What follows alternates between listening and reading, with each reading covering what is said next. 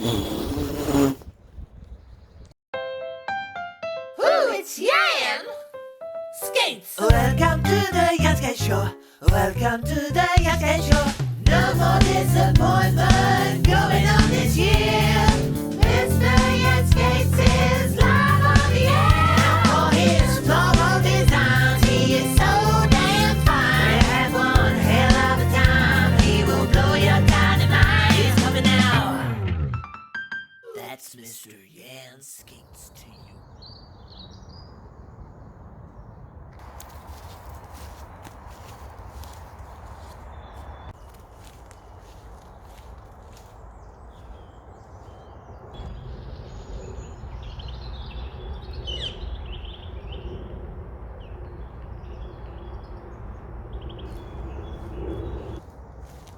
In 1972, the British playwright Tom Stoppard said in his radio play An Artist Descending a Staircase on Kraft, "Skill without imagination is craftsmanship and gives us many useful objects such as wickerwork picnic baskets. Imagination without skill gives us modern art." But he was trying to be witty and thought-provoking.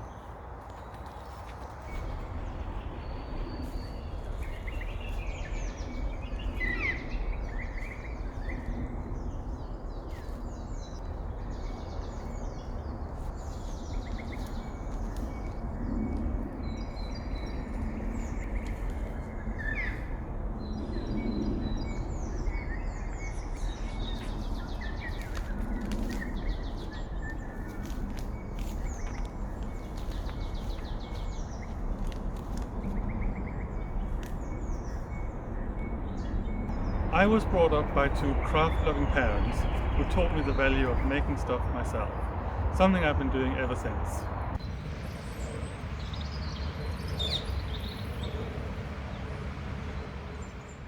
Craft, well, there's definitely yarn involved in that, and there is something called yarn bombing. Now, this person who's going to tell you all about it is actually an old friend of mine. And when she was living in London, she worked for me as a florist. And I ended up doing her wedding, which was in a field. There was hundreds of kids. And the most memorable moment was when she picked up this club and started hitting the piñata that had been put there, you know, to entertain the kids. And there she was in full wedding gear, hitting this piñata, blindfolded. It was hilarious. Anyway, here's Naomi from New York to tell you all you need to know about yarn bombing.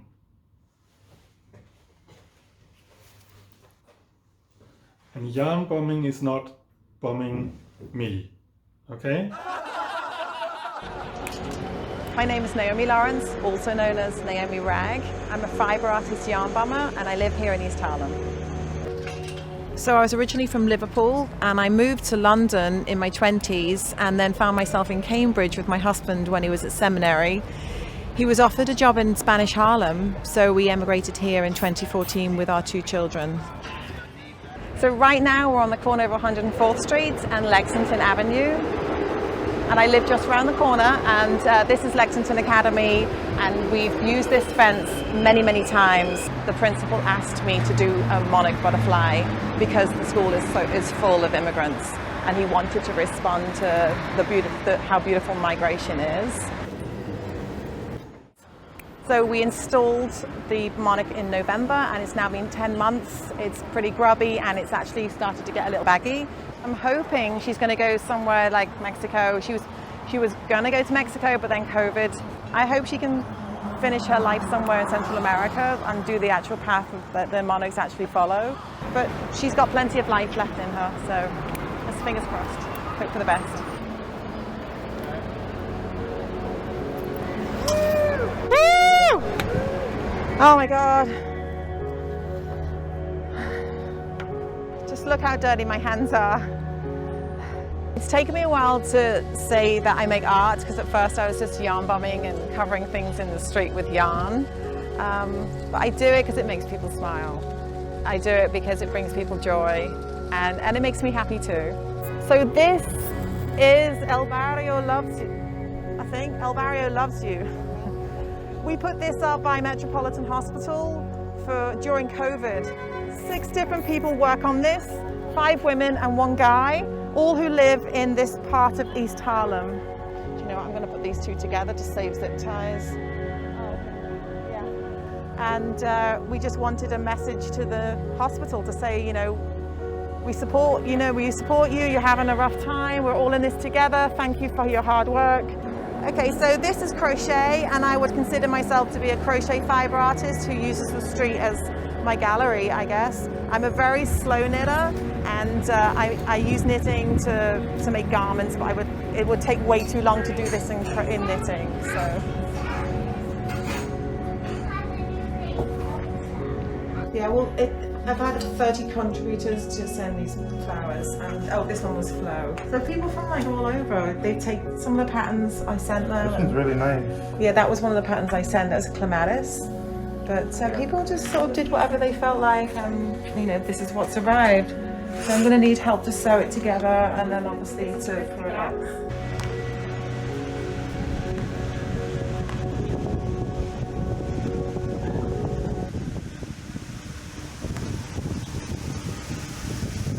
I teach here, I teach 7th and 8th grade special ed, and we love this, and we're starting to put it into the curriculum. We think it's cool. And oh, you are? Oh, that's wonderful.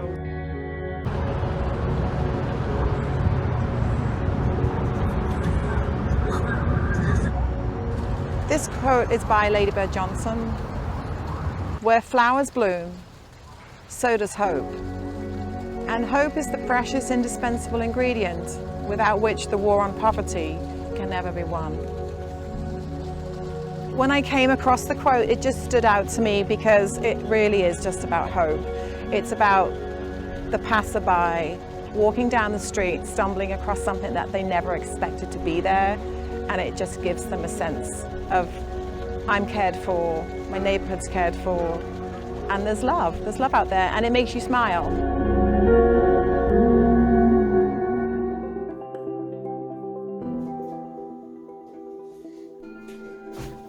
That was Naomi from New York, and isn't she doing well? I just love the whole yarn bombing thing.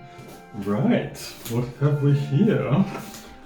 I think I know, and I wanted to share the moment I lay my eyes on them for the first time.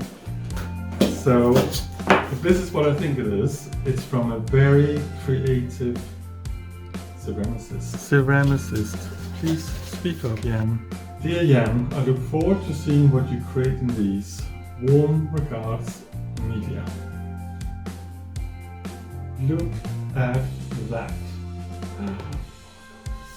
So nice. There's a few in here, and I'm not going to open them all, but I think I will just pull. Ooh, this one looks really good. Look at that. She used to be a florist, and she was fed up seeing how much waste there was. So she thought she would make some vessels that were already nice and wouldn't need an awful lot of flowers. Let's meet her, shall we?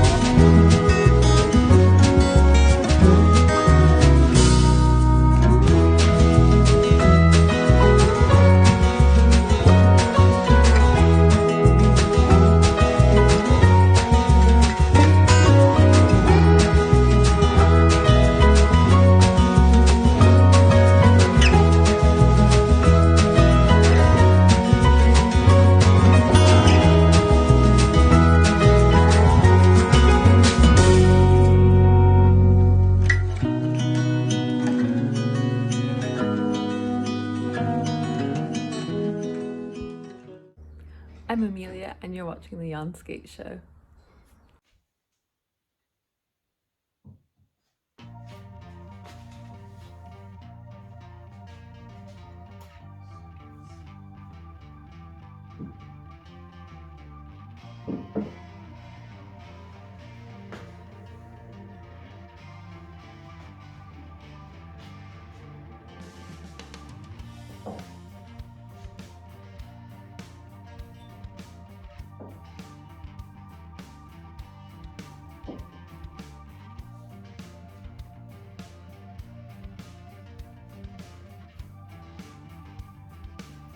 I've always liked the combination brown and pink.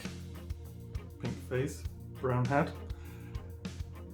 I think you can see from here that if you start with fabulous vases, you really don't need that many flowers.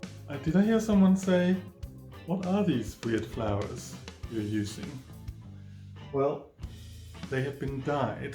And in the next clip I will show you how I dye my flowers.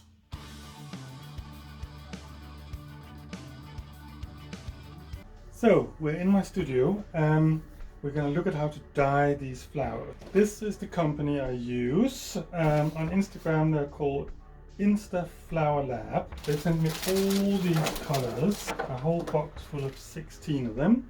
I thought it would be fun to get a cheap bunch from the supermarket we call Astar, all white, and dye them all one color, because how I see it, as a florist, you need to show your clients that you can do new fun things. Otherwise they could just go and buy the same bunch of flowers themselves and you wouldn't have added any value to it. So I've started experimenting with dyes a lot recently. And when you're dyeing, of course, safety first, but if you want to be stylish, you can do stylish first. Now you won't believe this, but I couldn't decide what color to go for. So I literally chose one by random and it turned out to be this pink. Erica pink. So it's in a rather heavy vase, about an inch of water. I poured the dye in with the scoop that comes with the set. Just like a heaped spoonful of that. I'm going to leave it in there overnight. It's about 5 in the afternoon. And then I'll check it again in the morning and then we'll see how it's all going to come out. And then also, as a bit of fun, I'm going to take a similar bunch from Astar. And this one I'm going to take each flower in there and I'm going to put them in different dyes just to see what they all come out as. And so I can try a few more of these different dyes. So tomorrow when I come back, a bit later on in the program, you'll see how it all turns out. So this one should be very pink indeed. So see you in a bit. I'm Kat from the Flower Lab. If you would like 10% off for the flower dye we are selling, then take your promo code here. It's time to dye and go on theflowerlab.net and have fun dyeing. Bye! So it's lunchtime the next day. We're here to check the colors. It's been 19 hours and we have some interesting results. It's a bit of a mix of good and bad outcomes, I would say. Some have really surprised and some have not quite lived up to what I was expecting of them. I thought the completely white bunch that we were going to dye pink was going to be much more vivid pink, but it seems to have turned into like a red and white stripe. So that's kind of interesting. I wasn't sure about Jib, but Jib has turned out to be one of the best takers of the dye. So the Jib is looking really strong in the color that's been chosen. The blooms, the big chrysanthemums have taken the dye beautifully. And some of the lisianthus are quite interesting and some of the smaller chrysanths. So, and another one that was a big surprise was the eucalyptus, the foliage And even the Hypericum I did not expect to take at all. Even the berries have taken the colour, so that's interesting. So I think there's definitely something to learn here, and I'm going to try to put them all into a nice display for you.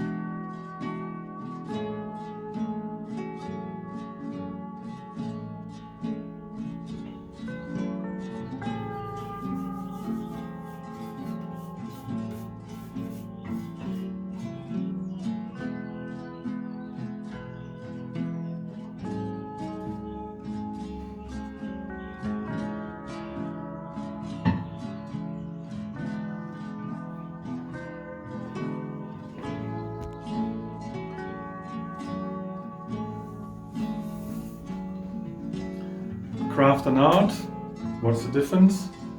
Is it just the C and the F, as some people might say? I feel that craft is something that is made in the home for somebody you love with your own hands. So therefore, it could be something like a flower arrangement, even though you could say that that hasn't really got a purpose as such, but it's definitely made by hand for somebody you love. And I think that's the whole essence of craft. It's got that sense of home and love in it. And I think that's a wonderful thing. While you're sitting there making your craft, you're always thinking of the end recipient, or you're thinking of maybe who taught you how to do it. There's some kind of link that's very personal. And now and again, I'm lucky enough to get given things that are done by talented people out there. So it could be something like this jacket, or for example, Scott's illustration. He's got a very unique take on how he illustrates and makes portraits, and I convinced him to do a little clip for you all to enjoy. Here it is.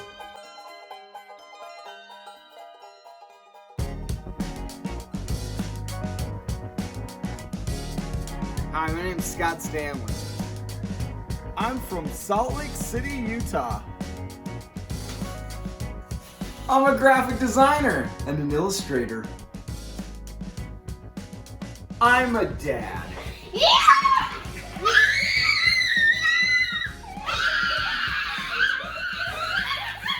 Hey there, I'd like to tell you a little bit about my creation process and how I draw. I'm an artist. I love to draw. I guess I'm more of a drawer and painter. I studied drawing and painting at the University of Utah here in Salt Lake City. Had some awesome teachers, learned a lot. And I've always loved to draw. When I was a kid, I drew Ninja Turtles all the time.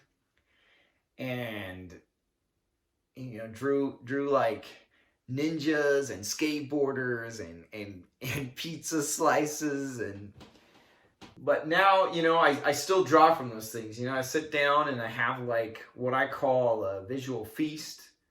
I sit and I look at pictures online, or I look at radical art books, and I pull them out and I just try to see what makes them interesting. You know, I try to find that one little piece. And how can I add that to my art? You know, then I'll get out my supplies. I'll dump out my pens, my markers, my paints, start scribbling or slapping down some shapes onto a piece of paper. Just kind of let things start to happen spontaneously. And then I'll get my finer detail things and start, you know, my finer detail tools, and start adding in, you know, little details, using reference here and there, and adding color, and just watching, you know, this unique figure come alive, you know, be born on this paper. and watch this unique and attractive and weird creature be born and create a narrative that way. For me, I like to make art. I feel like the art that I make is about how each and every one of us is incredible and different and unique, and how we all have our own ideas of what is cool and what is ugly and what is weird. And it's just so satisfying to sit down and try to create something new every time you put down a piece of paper. And for me, like, creating these things and sharing them is what makes the world a great place to be, why it's cool to be alive, you know, to meet people, to hear stories about where they're from, why they like what they like, why they hate what they hate. Awesome. I'd just like to say thanks to Yan Skates for having me on the show, and I hope you learned a little. I like Yan Skates. Whew. Just can't say enough about how cool that guy is. God bless you, Scott, but there really wasn't any need for that. I started with a playwright 50 years ago. I wanted to end with another playwright from 150 years ago. Emile Zola said that the artist is born with two people inside them, the poet and the craftsman. The poet you're born as, and the craftsman you become. And I think what he's saying with that is that the poetry is your message, is what you want to say to the world, and the craftsmanship is how you do it, so in whatever medium. So I think that's a very good note to end the craft issue on. And our song to play us out is by a wonderful group who has done the music themselves, the video themselves, all the decorations themselves, everything themselves, and it's got a real lovely craft feel to it. So over to them, and see you next time. Bye!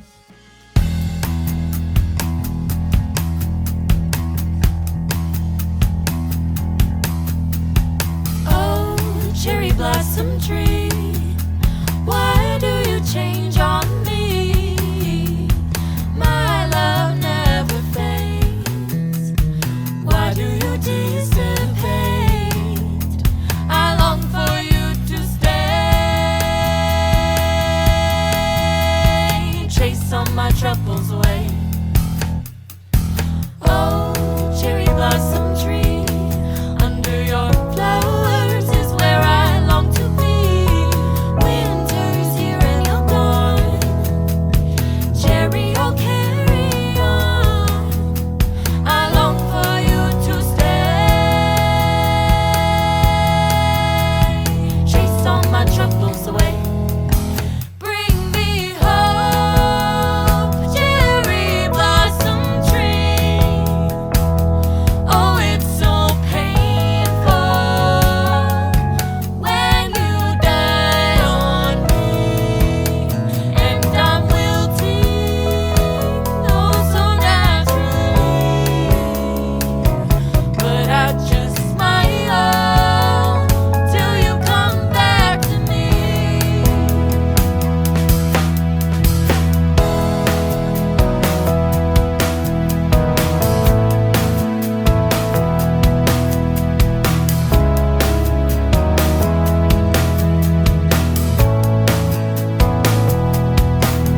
We laugh and we play, chase all our troubles away. We don't think twice. When I'm with you, it's so nice. I long for you to